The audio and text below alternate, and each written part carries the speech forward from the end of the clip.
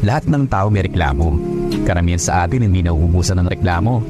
Minsan nga napapaisip ako may utang ba sa atin ang mundo na dapat madali lang ang buhay? Walang stress, dapat ba lahat ng bagay sang-ayon sa gusto natin?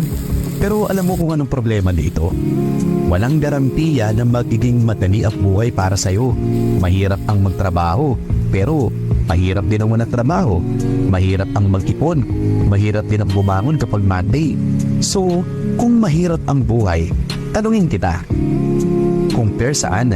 Hindi lahat ng mahirap ay masama. Mahirap ang mag-aral, pero ito ang makakatulong para makapasa ka. Mahirap ang mag-exercise, pero ito ang makakatulong para maging healthy ka.